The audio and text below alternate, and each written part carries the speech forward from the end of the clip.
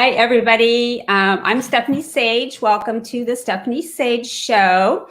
I have a very lovely guest today, Senita Whitelaw, and she's going to be talking to us today about self-care. First, I'm going to give you a little bit of bio about Senita. She is passionate about connecting marginalized communities with the health and wellness assistance that they need. She has over 20 years of program and project management experience in the health and wellness, e-commerce, and faith-based industries. Senita enjoys helping people reach their career goals, and she volunteers as a mentor to new project managers.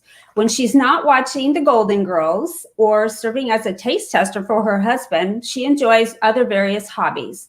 She turned a recent hobby into jewelry making, and that's a side business for her. It's called A Ladies Accessories. Using a website that she built, another hobby that she has, Senita sells the jewelry she makes and donates the proceeds to charities that support women. She also enjoys spending time with her grandchildren, traveling, dancing, and watching movies. And today, like I said, she's going to talk to us about self-care. She is passionate about helping people learn about self-care. She's going to define exactly what self-care entails, and are you doing the activities necessary to impact your emotional well-being? This is an episode that you don't want to miss, so I'm going to bring her on right now. Just one second here. There she is. Hi, Stephanie. How are you? I'm doing well. How are you? I am doing wonderful. Yeah. Wonderful. You look so pretty in your pink. I love pink. Thank you. Thank you so much. Yeah. It's my favorite color. I always have pink nail polish on.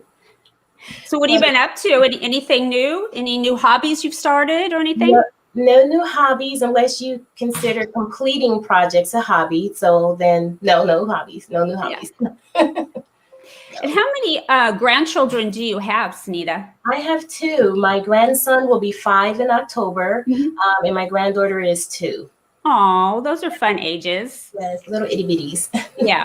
I have a grandson and a granddaughter as well. Mm-hmm. So I have one of each. They are 8, and then Sydney's almost 7 this coming month. So they truly are a joy. And, I think you're in the moment more with them because, you don't have to do that whole, 20 years of all the hard work. Yes, everything that comes after. Yes, or during. Yeah, exactly. Well, so today we're going to be talking to our guests about self-care. So I guess, how do you want to lead with this? Do you have a particular topic that you want to start with? Well, I do want to give my definition of self-care. I've heard a lot of different definitions. I do want to share my definition that I just kind of came up with on my own. So to me, self-care is any activities that impact your emotional health. Mm-hmm. They would not be the activities that impact your physical health or anything that you have to do to extend your life or just stay alive. It's those emotional activities that if you don't do them, it will impact how well you perform anywhere else in your life. Okay. So, yeah. And those would be activities such as actually, I want to go through the list. So then there's also a difference between self-care and rewarding. So sometimes we'll reward ourselves for an activity that we completed, which is not necessary. I don't consider that necessarily self-care. It is a reward. And then we have the difference between self-care and indulgence. So sometimes our self-care can get out of hand and now we're just indulging. So I'll give you some of my personal examples of self-care. Okay. I make jewelry. So self-care to me, there are times when, I'm a very busy project manager and I'm highly stressed out and I just need a woo-saw moment. I just need to woo-saw and let it go. Put in a red balloon and let it go. But I don't have time to do it. So I'll grab some time. And that woo-saw moment for me, that one of my girlfriends and I will say woo-saw and jelly beans. That woo-saw moment for me is picking up a pattern or a piece of jewelry that I'm working on and just working on that jewelry, just blocking all things out, working on the jewelry. I, whenever I start like thinking about work and it creeps into my mind, I'll push it away until my mind is empty, it's blank, and then it just starts filling up with all the wonderful things that I'm creating, like the wonderful things that the wearer of this jewelry is going to be doing while wearing this, just wonderful things. That is one of the things that I do for self-care. Is that kind of a form of like meditation, because you're actually causing your mind to stop working? Because I think meditation is a discipline. I mean, when I first started doing it, I had, just getting all thoughts out of your mind, that takes training and discipline to learn to just sit there and push all the thoughts away. Yeah, and just quiet your mind, your mind,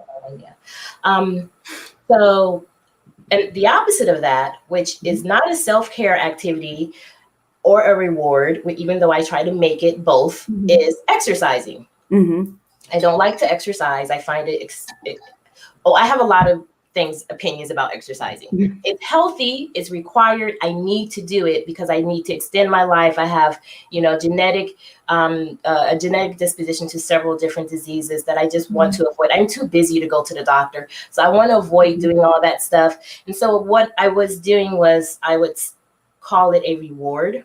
I will go exercise for 30 minutes once I complete this task. Well, that's not a reward, and it's definitely not self-care. It's not improving my emotional being because I don't want to do it to begin with.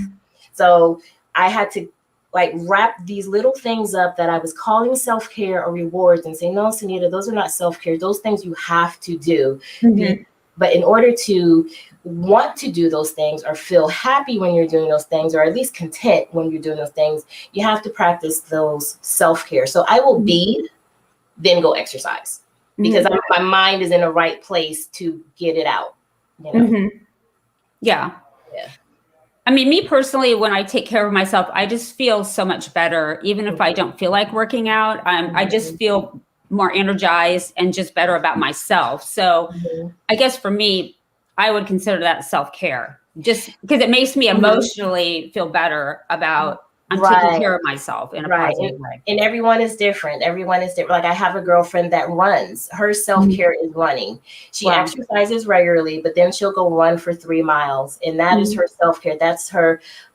There's a commercial on TV. They call it the runfulness. When your mind, when you reach the point in that run where your mind is just like completely, I get runfulness in like eating. I get to the point where I'm just like, okay, yeah, now I can conquer the world, but it's usually after 2 or 3 pieces of cheesecake. I think we're all guilty of that. You have your certain foods that are just feel good foods. Right. There's certain foods I just won't have around because I can't trust myself with them. So that's when you go from self-care to indulgence. Yeah, that's really. I love ice cream, so I try not to eat any sugar whatsoever. So I try sugar-free ice cream, and it's just never the same. It's not the same.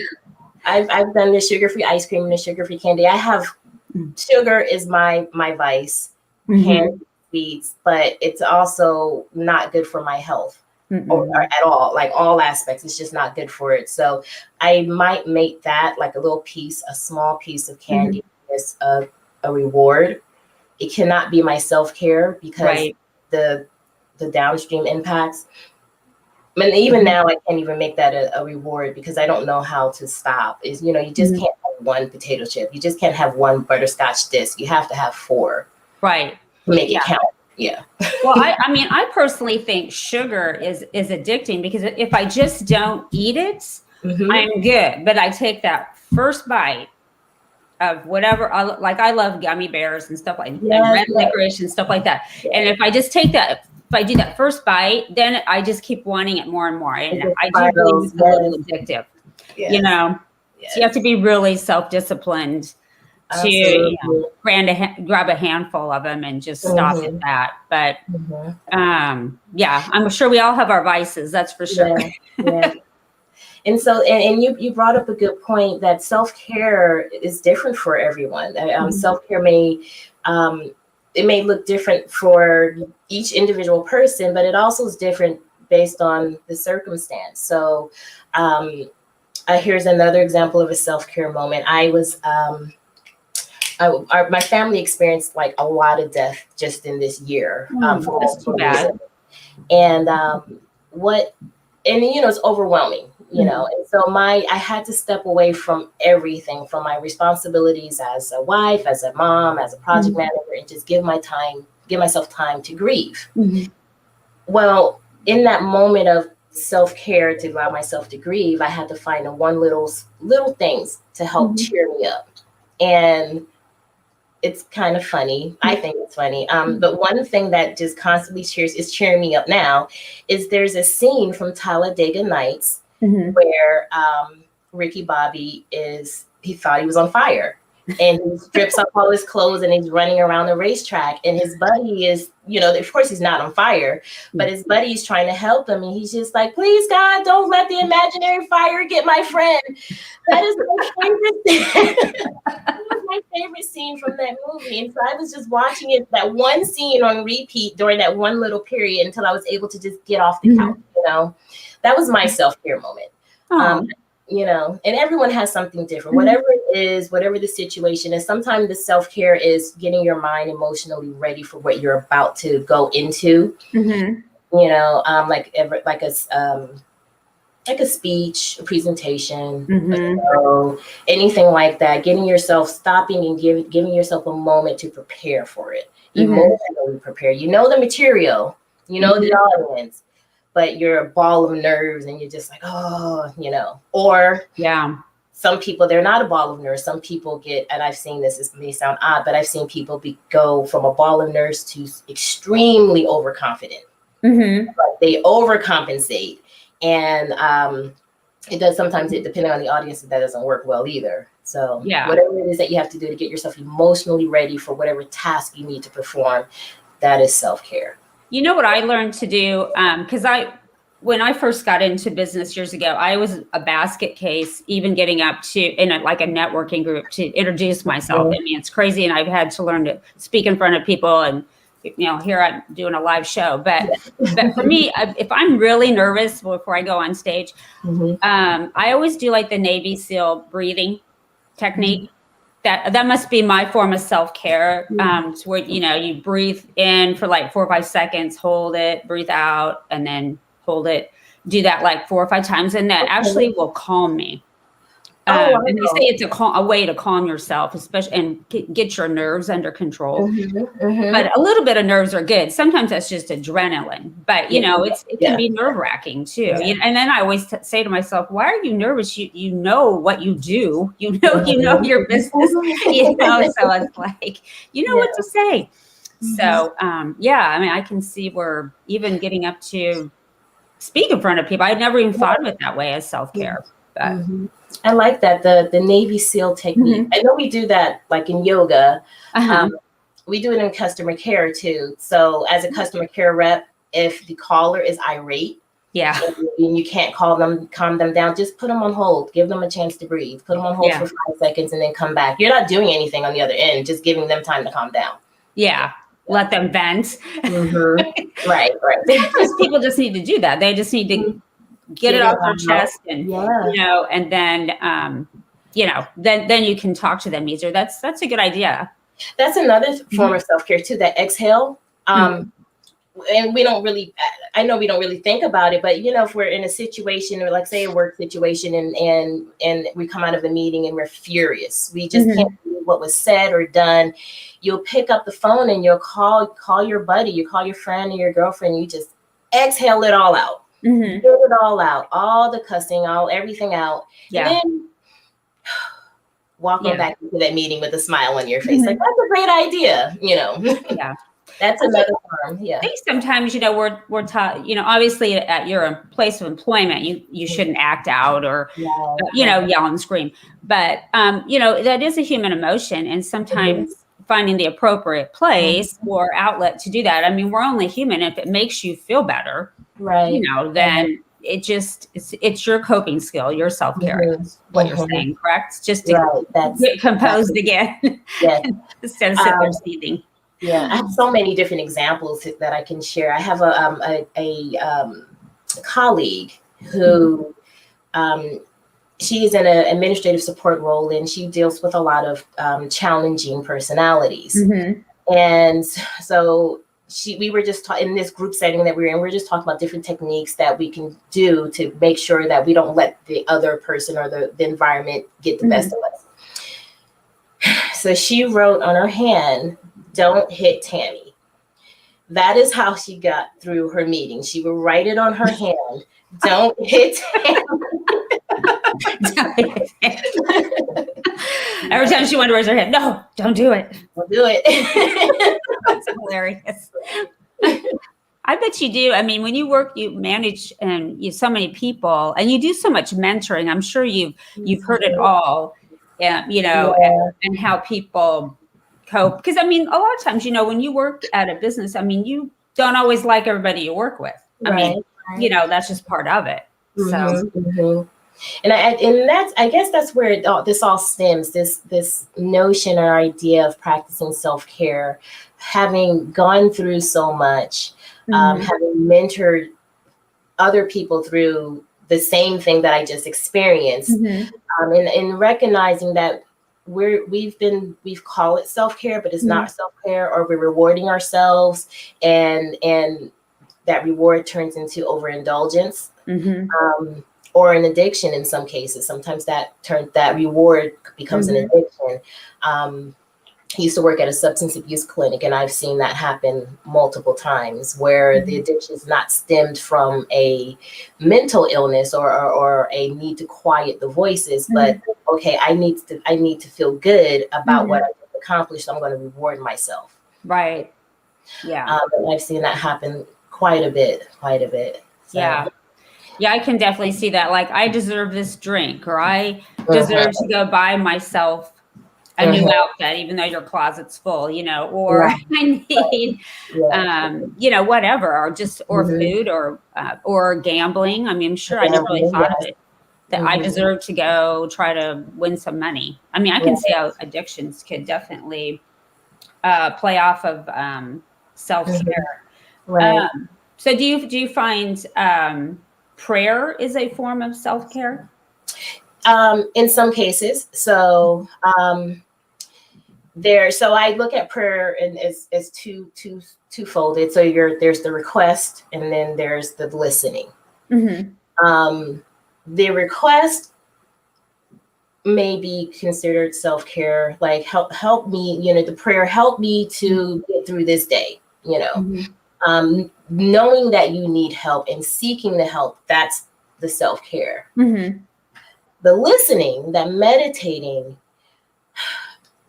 a huge part of me says that's not self-care. That's just part of life. That's just part of it. Like the self-care, the meditating is the listening. The self-care would be putting forth what you heard, putting forth the answers, or executing the answers that you got in your meditation time. Meditating can be self-care too, just like how we were talking about with the beating, how I'm just clearing out my mind. That too can be self-care. I know, I guess, if I kind of reel it back in, one of the things that I do just kind of to get myself into an emotional control, I'll go for a walk. And it outside, whatever, as long as it's fresh air. And I will, because we're in this pandemic and all this stuff going on, I will literally walk the perimeter of my house, like around the yard, the whole fence, all the way around, and just do it 3 or 4 times, or go stand under a tree. And when my favorite tree is in my front yard, is big and massive and pretty and bushy. And I'll just stand under that tree and just stand there. It's at a stop sign. It's on a corner. Everyone coming back can see me. I don't care. I'm standing there and I'm just breathing in. I'm breathing the 3 in, hold 3 out. And I am meditating, because usually I feel a lot better about the situation that's waiting for me back in the house, or back on, online. I'm ready to start checking things off that list. The list that was overwhelming before I went outside, now it's manageable when I go back inside. Right. So, yeah, so I guess meditating and prayer can be considered self-care. So definitely. Then I've also heard too, speaking of walking outside, is walking barefoot in the grass. That's my favorite. Is a real relaxer and gets you connected more to the universe or nature or what have you. Grounded. Yeah, exactly. Also, do you think gratitude, because gratitude could be part of prayer, most definitely. But just practicing gratitude, because sometimes when you're feeling, at least me personally, when I'm feeling down or I don't know, just, having a day or whatever, then, I try to tell myself, you have so much to be thankful for, and, will make me feel better. So, I do it so much. I do it so much. I don't even think about it. So yeah, I don't know if you've ever heard seen like the little emails that talk about, you have that one employee that is just like always happy and enthusiastic. And you just want to slap them in the morning because they're just too excited. That's me. I'm that employee. Aw, that's awesome. I'm the one that's just like, hey, how are you? I only came by to say hi. I don't want anything. And I share, if someone does something nice for me, or if I notice they're doing a great job, I just tell them. And I never thought that I got anything from it. I do feel good when I do it, but I feel good because they feel good, not because I'm not doing it because I want them to feel good. I'm doing it because I appreciate them. I truly do. And the reward from me sharing that is they're like, oh, thank you. You just made my day, Yeah, making somebody feel appreciated. Yeah. I guess they can be considered self-care. As long as the intent is right. As long as the intent, I'm not going to tell you your dress is pretty because I want to feel good about myself. I really think your dress is pretty, Right, exactly. Yeah, that's interesting. Because I was doing a post on self-care, thinking about our episode here, and I listed even things like, because when I think of self-care, I think of when people just they work too much, they're so close to burnout, like what happened to me in October 2018, where I didn't listen to my little voice in my head that said quit working 60 70 hours a week, and I ended up with my appendix burst and in the hospital 10 days. So what's your thoughts on that, where I think I put stuff like, prioritize what is important to you. Can you delegate other tasks to somebody else? Absolutely. Because burnout is real, especially as a business owner, because if it does, so nobody else is doing it, you've got to do it. You gotta do it right. Yeah, absolutely. Those things are also those items, those activities are also part of, or they feed into self-care, or the need to self-care. Gosh, I have 1,000 examples that I can give. It's two parts of it. So it's the physical part, like using your example, there was a physical toll that happened, but like you said, you had the red flags, you had the emotional triggers before the physical part came.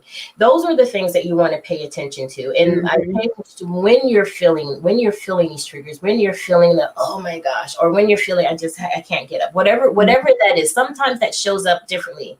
And some folks, it's anger. It is extreme anger.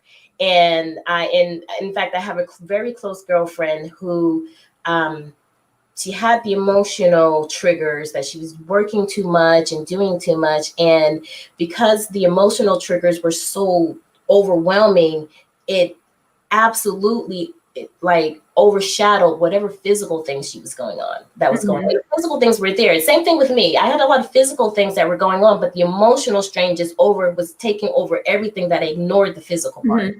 Ended up having to have emergency surgery in March of this year. And so, and going back to my girlfriend, she was just so angry, like more than usual angry. Yeah. And so I just checked on her. I normally just, we do like lunch once a month, and we talk on the phone maybe once every 2 weeks or so. But I was calling her every day because I was so concerned. I knew something was wrong. And what there was a physical problem, and there a physical problem that caused her to just, she had to leave work and everything. But the physical things were triggering like all this other stuff, plus the emotional strain of her job was just overwhelming everything. Like she was so emotionally drained and so pulled into her work that she kept ignoring the physical things that were happening to her. We can't do that. There's not, I can say it, I can give this lip service all day. You got to take care of yourself. Don't wait till this, blah, blah, blah, blah, blah. And if you're hard-headed, like I'm hard-headed, okay. Not me. Yeah, I listened to all of that advice and I said, yeah, that's good. But if I don't do it, nobody else will. Or, hey, I'm trying to buy this, I have to keep my job. Or, hey, my kid needs this, so I have to keep doing this. Or, whatever it is. And it's not always work related. It's sometimes, like in my case, it was also my family. I had my grandmother was living alone when the pandemic hit, and she couldn't get out to take care of herself. So I'm like, if I don't do it, no one else will. And that put a huge strain on me, my family, but it needed to be done. Yeah. I'm so glad that I did it, and it needed to be done. So like I said, we can talk that talk and say, but we have to practice it. And my sincere hopes is that you don't have to go through what I went through, that you don't end up in the hospital, that you don't like lose relationships, that you don't lose out on deals because you didn't take time to get yourself into an emotional check, emotional check yourself, and just itemize all those things that cause you anger or cause you pain or cause you any kind of emotional distress. And this is a challenge, especially for women, admitting that it is a challenge, admitting that this task is burdening me, that it is causing me emotional stress. Once you can get past that first point that I don't want to take care of this person, or I don't want to be responsible for this activity, and getting it out of your heart, it's the first step. And then you can walk forward and see, how do I pass this on along? Like I'll use my grandmother as an example again. I wanted to do it. I really did want to take care of my grandmother, but I could not afford to continue, not emotionally, not physically. So I didn't just like walk away. I made sure that we were able to delegate and share the responsibility of taking care of grandma. There are some things that when you look at your life schedule and your life events and daily activities, are there things that you can delegate? Are you holding on to them because you really feel you're the only one that can do it? Or, see, I'm so full of examples. In my case, am I holding on to it not because no one else can do it, but I want it done my way? Well, yeah, that can, and that's what, a lot of business owners deal with is they are on this. They think they're the only ones that can do it a certain way. And so they just keep taking more and more on instead of delegating and releasing. Well, I always say power and control are really just an illusion, you know? Yes. And so that's part of it, especially as business owners, to let go of that and hire somebody, even maybe a part-time person or whatever. But even in your personal life, it's just admitting that. I think women have trouble saying, no, I really don't have time. I want to do this, but I can't. But how can I still? I mean, I guess you're saying, how can I still help you? Let's find a way. Could we hire maybe a teenager to do, or a college kid, or what I'm saying? Right. Yeah.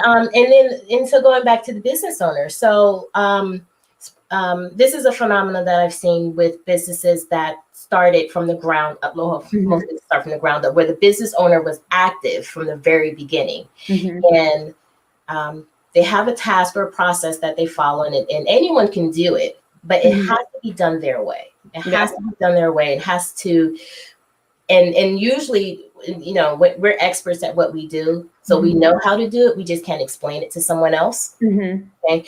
So if we find that right person, that right assistant, whatever that, what that role is, and then you talk to them and share with them the why it has to be done this way, then allow yourself to like collaborate with that person to identify, well, what part of this entire process am I comfortable handing to you that's going to free up my time without jeopardizing the quality and the standards that I set forth for this process.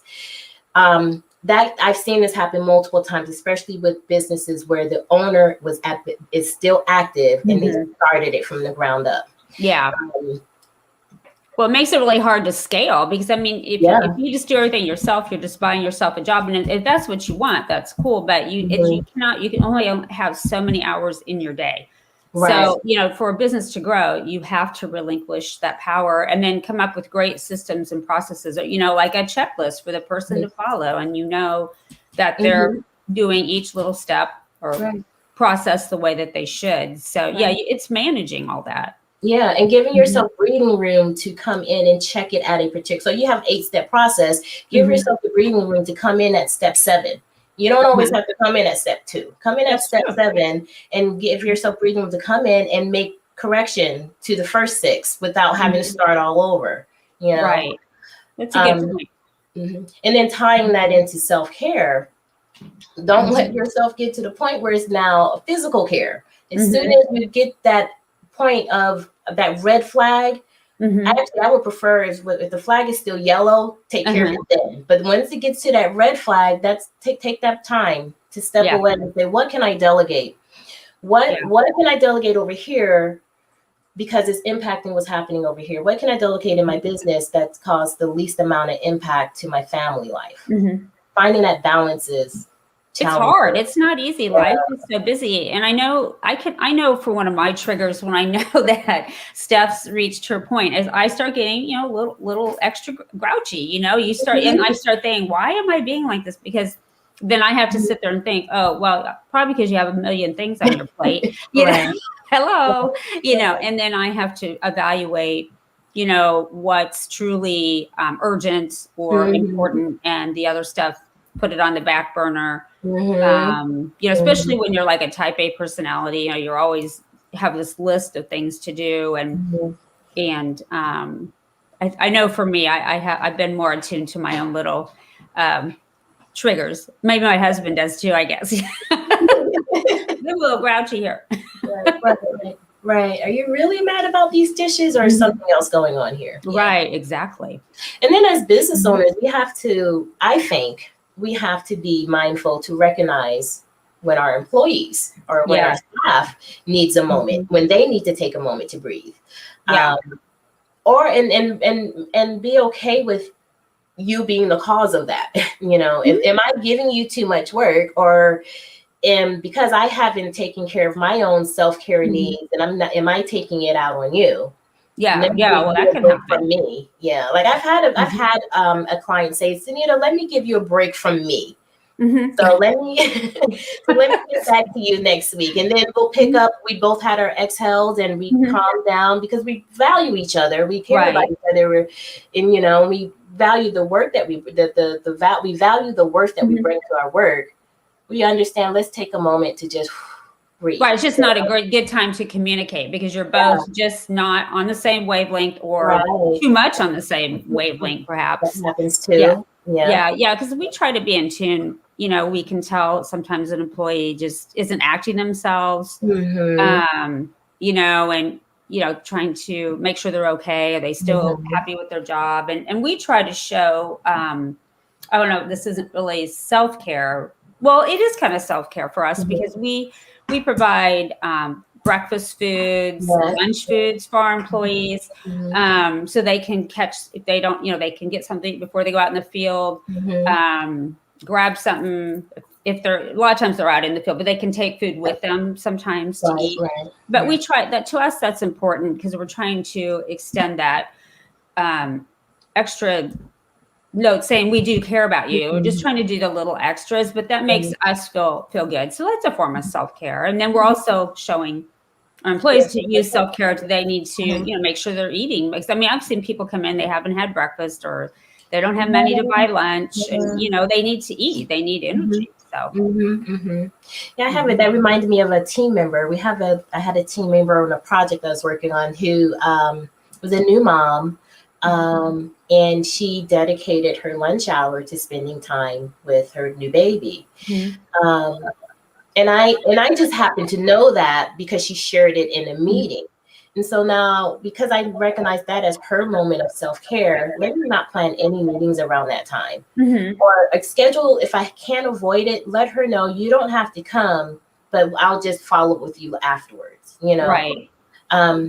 So I guess a form of self-care for me is respecting other people's self-care, or respecting their time and their decisions and what they do to, you know, care for themselves. Right. Which makes for happier employees because they know that you respect them and you truly care about them. So that goes a long way, especially in this job market of trying to retain people, you know? Yeah. It's tough right now.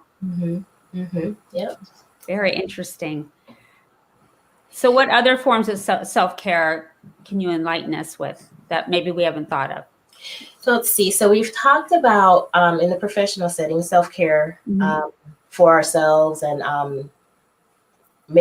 allowing time for self-care for our employees, our team members, our supervisors. There are some supervisors that I've worked under, stakeholders that I've worked with, where I've had to say, I don't like talking to you after 4 o'clock. I'm not getting the best person after 4 o'clock. So let me catch up with you 8 o'clock in the morning, you know? And they know, they, you know, I'm thinking of one person in particular where I know that they were only talking with me because I scheduled that time at 4 o'clock. Right. They didn't want to do it. They needed to be there to take care of work. But I recognize that they're not their best at this late in the day. Let them just take their moment to breathe and do whatever it is that they need to do. And I'll get them later. I'll get them at 8 a.m. You know, now I'm not my best at 8 a.m. Yeah, me either. I'm not a morning person. But I will suck my guts up and meet at 8 o'clock because I know I want the best person in that meeting, you know, and even if it's not me, it's them. You still got your coffee cup trying to wake up. Yes, exactly. That'd be me. And so we also talked about self-care in our personal lives. And self-care, well, we kind of touched on self-care versus rewards. And I for me, it's very important to distinguish between the two. So, you know, when I complete a task, let's use a real life example, not work related. Okay. Like you do your exercise. Or that's an angry one. Let's do one. Okay, so a happy one. What's your happy one? A happy one is cleaning out my workbench. That's a happy task. It's a task that I need to do. And when I complete like maybe one shelf, I will reward myself. Now, the cleaning of the task, it's, you know, the result will make me happy. The act, I'm not happy. I don't want to do that. But the result of it makes me happy. I'm going to reward myself with like, you know, half a Sara Lee pound cake. Okay. I wish I was exaggerating, but I'm telling the truth. Half a Sara Lee pound cake. That's going to be my reward. But because I know like the trickle down effects of that, it's not improving me emotionally. It's just a quick reward, a quick boop. And, you know, once I'm at that happy place, I'm not ready to do anything else after that. You know, of course, I've eaten half a pound cake, so I'm tired, you know, so I'm not ready to perform and perform well. If I complete, like say I have a really hard project that I'm working on and I have to get my presentation together and I get it together, I'm going to reward myself with like an extra episode of Golden Girls or, you know, Frasier or something. I'm relaxed. It is kind of sort of self-care. But it's not improving my emotional. It's not preventing me from performing. Like me not watching Frasier is not going to prevent me from performing well. However, if I could not get it together, like I could not figure out what to put in this presentation, you know what? Let me go relax. Let me go watch Frasier, and then go and do this put this presentation together. Watching Frasier before is self-care. Watching it after is the reward. Right. Exactly. And so making sure that we distinguish reward from self-care is really important too, because after a while, that reward that we're calling as self-care can become indulgence. Right. Yeah. We don't. So do you think this is something that would you like? Let's take your grandchildren for instance. So, to me, it seems like teaching children all of these thought processes would create not only discipline for them, but then teaching them early on about self-care and looking for triggers of things that maybe you're not taking care of yourself, or you're not dealing with anger issues or anxiety or, whatever else, because they're, right now they're saying, depression is up among, adolescents and teenagers. Suicide rates are higher. Right. So maybe this would even help younger people. Yeah, I think so. I'm trying to think of my grandchildren, some examples. I know there's one or two in there. Like my daughter's great with them. She's what do you call it? Homeschooling them. That's it. She homeschools them. So and then she's also a massage therapist. So she's really about, positive energy and making sure the energy is right with them. There are times when my grandson, who's the elder of the two, is just frustrated with his sister. And he wants to play, that's just like a 5-year-old and a 2-year-old, and that's something that comes natural. Yeah.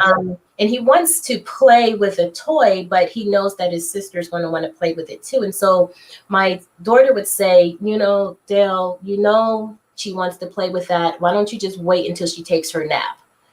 So you can play with it by yourself.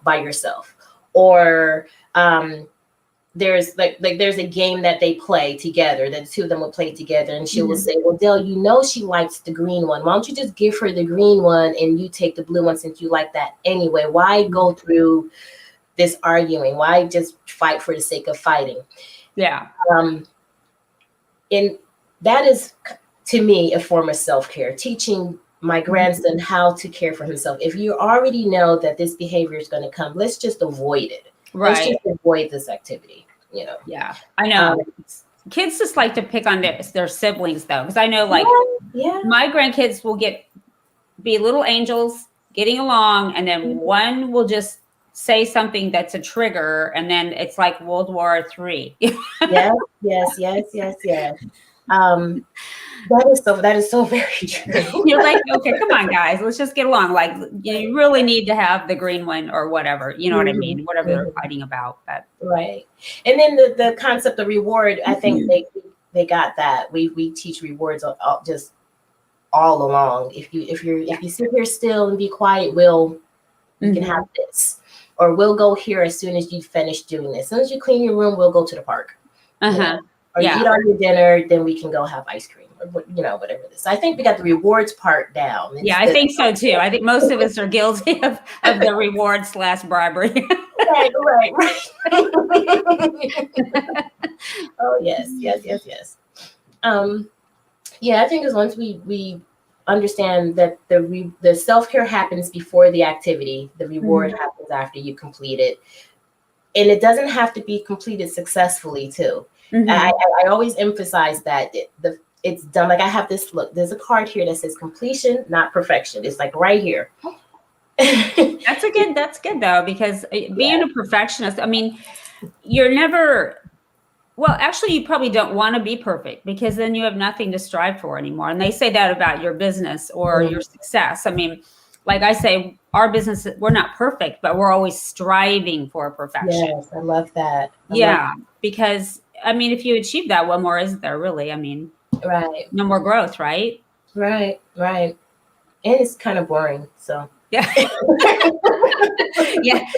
wouldn't want to be bored. I think I always joke with myself. I'm like, I think I have a secret fear of like being bored. Like I just almost fear like if I don't have something to do, what would I do? I don't know. But seeing that's probably not good for my self-care, that I always have to be doing something.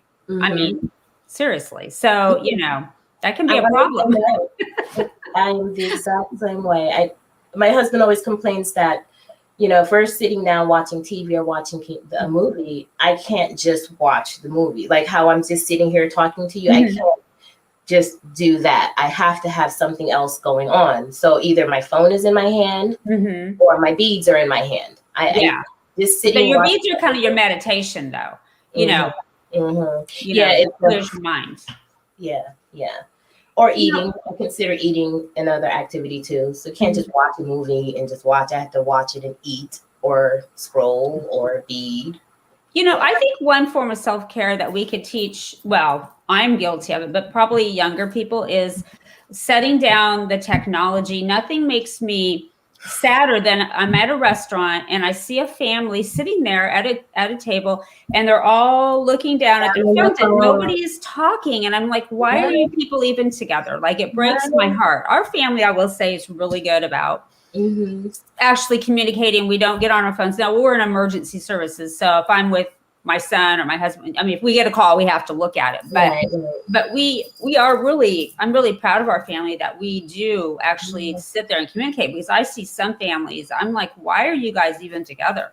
Right. I mean, that's, I don't know, too much technology. I agree with that. I agree wholeheartedly. I tell my daughter, you're gonna have a kink in the back of your neck from looking down at that phone. Yeah. She's always doing this. And there was like this little situation where my granddaughter, this is so funny. My granddaughter just like completely destroyed our dining room table. I don't know what, it was like food or whatever was on there.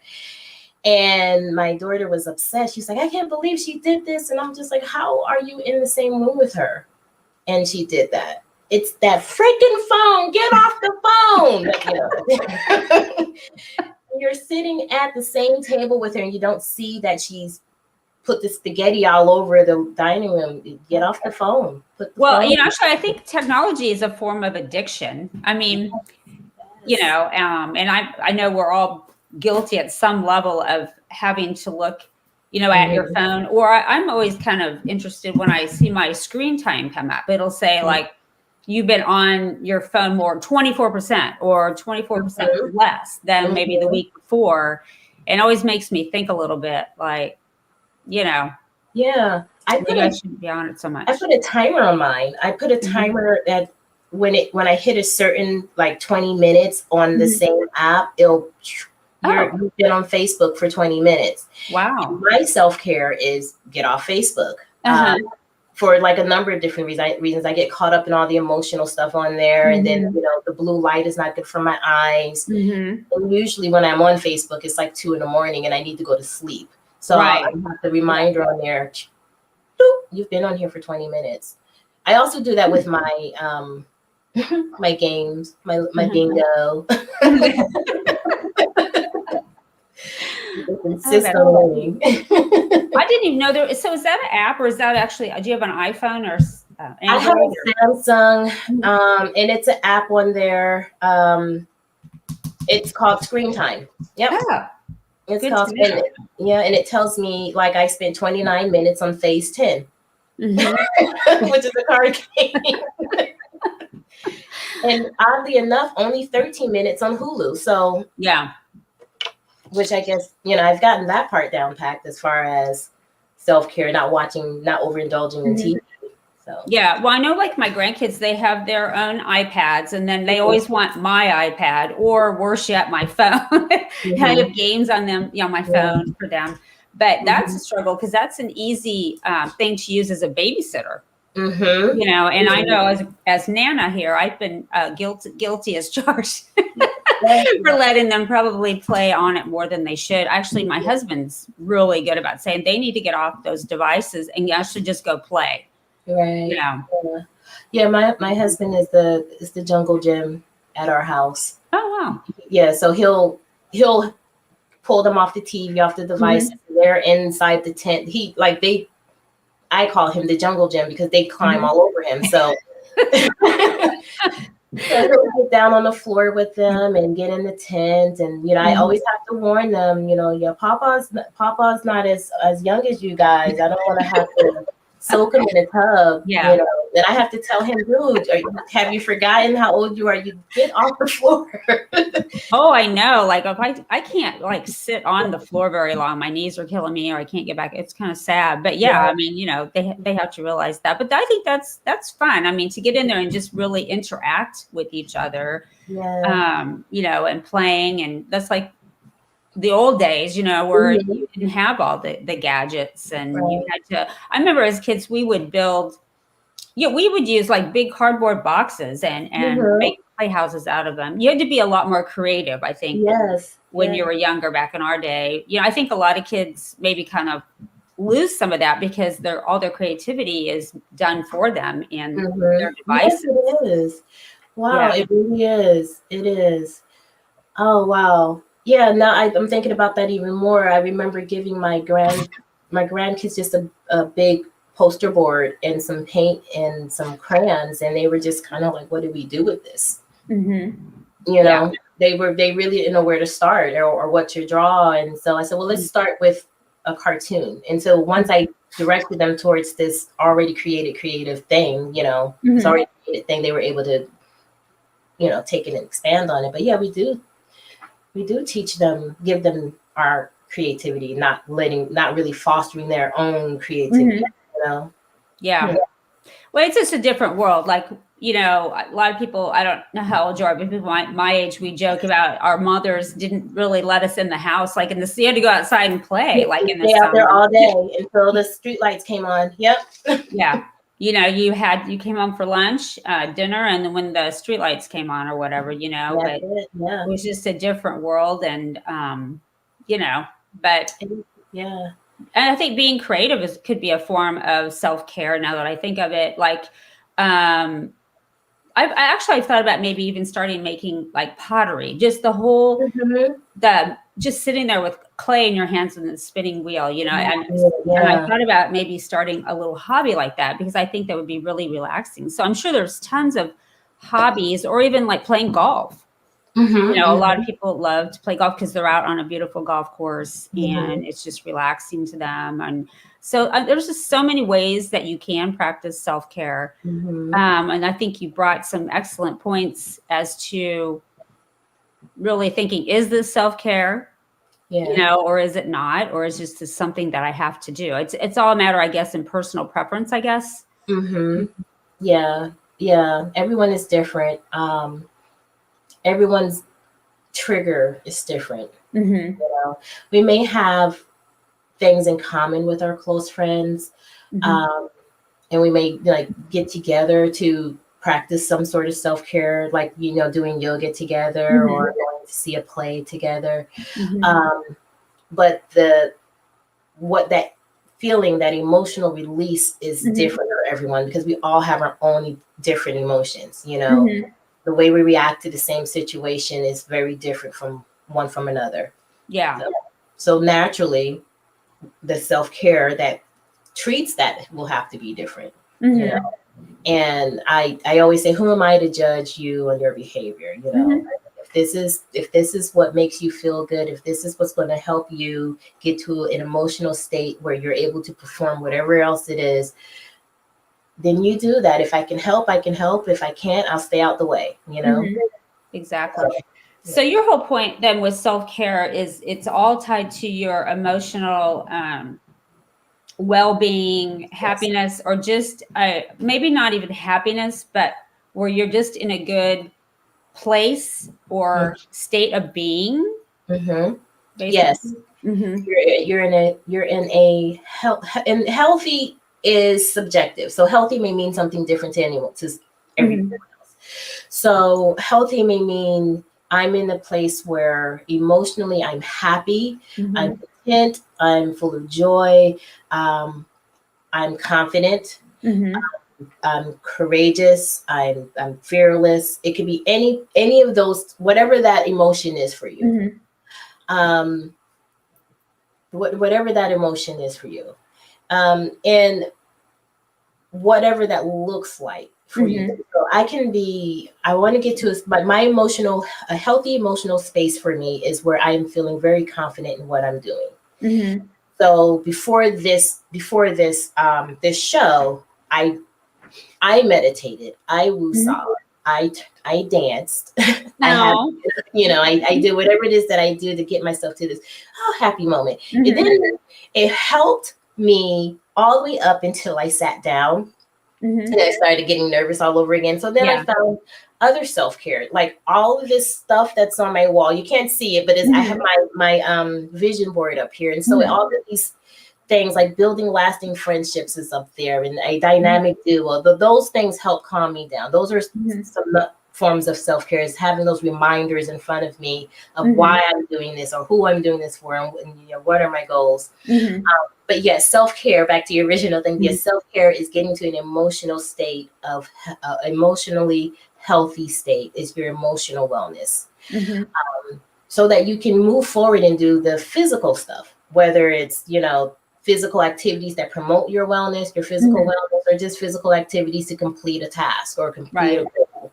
Right. Yeah. The chores of life, like, or even self-care could be too, is changing careers. I mean, a lot of people just stay in a job because I've read where if you do something and it makes you happy, that's what you should be doing. Like, I absolutely love interviewing, talking to people like you, and just hearing their stories and hearing the advice that they have to bring. I mean, it truly makes me happy. It makes me feel good. So, but when you're doing something where you're just like, I'm mad, or I'm grouchy, I don't like what I'm doing. I mean, because you can't take back time. Right. And I know everybody has to earn a living. Most of us do. But sometimes self-care could be making a career change or reevaluating, like maybe I have to take a lesser job where I don't work so much, and achieve a better life balance. Correct? Right. That's correct. I've seen that happen as well. I've had to do that. I found out quick that there's certain things I just am not good at, or it causes me stress, like being a tour guide. I'm an introvert. I don't want to talk to people all day, especially not large groups of people. And so I found out the hard way that this is not the career path for me. Yeah, that would be that's the epitome of being put on the spot, for sure. Yes. Oh, yes. So were you a tour guide at? I was a tour guide at an African American art museum in Savannah, Georgia. Oh, wow. And we were giving tours to the community, to like middle schoolers. I think the middle school tour was what did me in. Yeah. Because nobody would pay attention and everybody was probably talking. Yes. 50 middle schoolers, 50 folks going through hormone changes. Yeah, that was a lot. That would throw me over the edge too, I have to say. Oh my gosh. So you consider yourself more of an introvert? Yeah, I am a true introvert. 100%. I'm not on the cusp or anything. Most people that I work with absolutely don't believe me. I know. I don't believe you either. No, you just seem like you love people. I guess you could love people, but not be an extrovert. Because there's extroverts that don't necessarily love people. They just love talking, and So interesting. Yeah, I'm a true introvert. I'm not shy. So a lot of people confuse introversion with being shy. I'm totally not shy, but I love what I do. And as a project manager, a program manager, consultant, mentor, whatever, I get to have personal, intimate relationships and conversations with people. And so like I tell my project teams, when it's just the 12 of us or the 8 of us, they get the true Senita, they get the goofy Senita. But when I'm on a call with like 75 stakeholders, wow, I'm very reserved. I get through it, and it goes well, and I facilitate it well. But afterwards, I need an hour at minimum. Hour to just get it all out. To just try not to think about all the things I did wrong. Yeah, I try not to. Yeah. But I just need a moment to just regather my thoughts together and package Senita back together so I can go back and do the next one.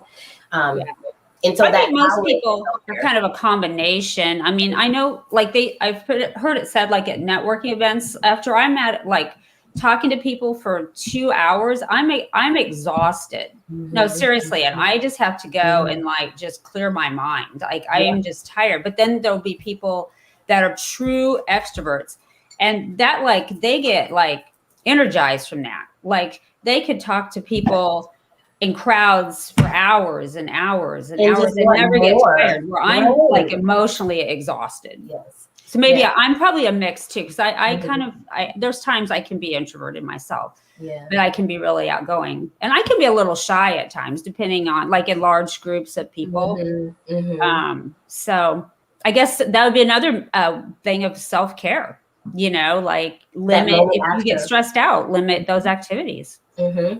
That moment after, that taking that time, knowing how much time you need to just Mm-hmm. exhale. Also, the moment before. Mm-hmm. I've had that happen to me. Like I suffer from social anxiety as well. Mm-hmm. Kind of bad, but I've learned how to control it. Mm-hmm. My husband and I went to a Stevie Wonder concert in Atlanta. Mm-hmm. And so I thought I was mentally prepared to walk in there to go to this concert because it's Stevie Wonder. So, there's, Yeah. tens of thousands of people here. Mm-hmm. It was at the CNN building in Atlanta, and I opened up the door and saw how many people were in there and just immediately froze, this panic, like, whoa. And my husband was like, "Are you okay?" And I said, "No, give me a moment." And so we went back outside, and I just had to gather myself. I had to mentally prepare to be around all these people breathing my ear and touching me. I had to and put myself in a bubble. Mm-hmm. And it took maybe about 30 seconds or whatever just to prepare myself. But then we went back on in, and we, opened the door, and we walked in, and we found our seats, and Scotty kept checking, "Are you okay? Are you okay?" "No, I'm good. I just needed that moment. I wasn't prepared. I just needed the moment. Now I'm ready." And we went to the concert. It went wonderful, went well, blah, blah, blah. So whenever we go to a large event, this was kind of early in our marriage too. So whenever we went to another large event, he knows, give Senita her time to prepare to be in this big crowd, because it can be disastrous. It can be disastrous. So, and it's taken me a while to learn how to do that. I used to drink before then, like in my 20s, if I had to go to an event, it would just be to drink. But I want to enjoy myself fully. And so I try not to drink before those type of events, maybe during, but Well, it sounds to me then like a lot of self-care is just recognizing your own challenges that you have with whatever it is, and then taking time, the self-care is taking time to step back, find a way to cope with that, instead of just running off and saying, "No, I'm not going to go to the concert," and you just you spent money and you freak out, and you compose yourself and find a way. That's your self-care, to cope with whatever your fears are, because if you don't overcome a fear, or I don't know if really an anxiety, it's a form of a fear. Then that will hold you back, and then maybe you will never go to concerts, right? Right. Yeah, I never thought about self-care being a coping mechanism, but it is. It truly is. Yeah. There was something you mentioned that caught my attention.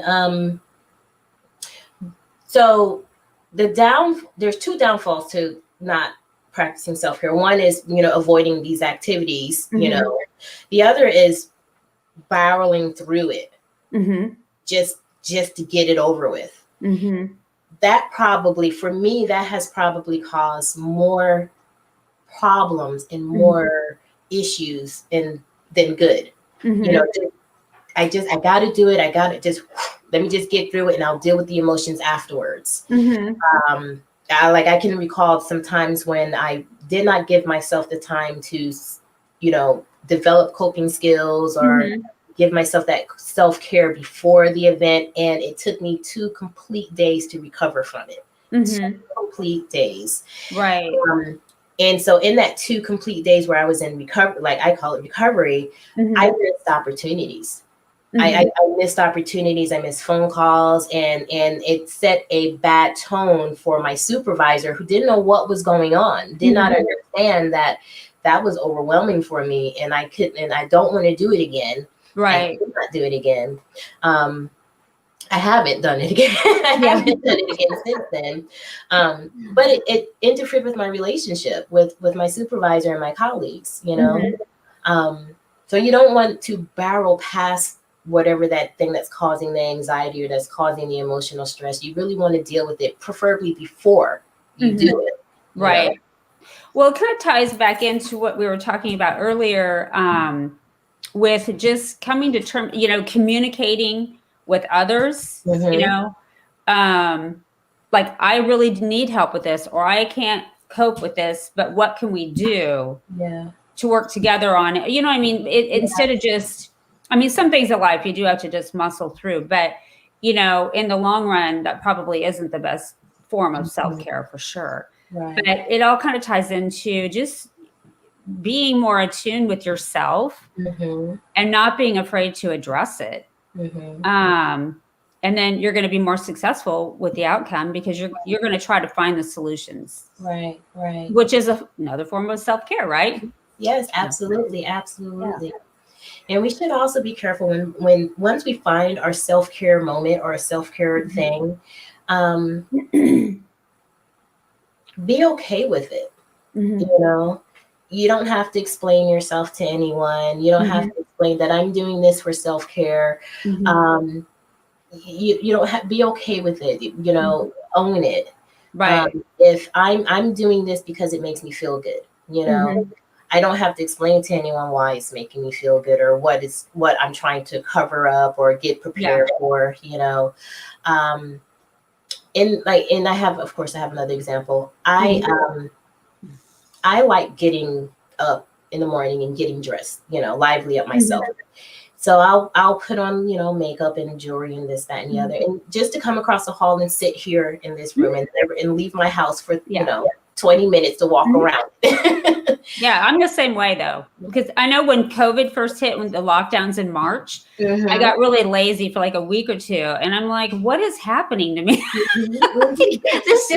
This isn't me. It doesn't feel right. Right. So, I got back to doing my hair, my makeup, and it's rare day that I don't have my makeup on. Maybe a Sunday, or something. But that's just me. But other people, they don't like.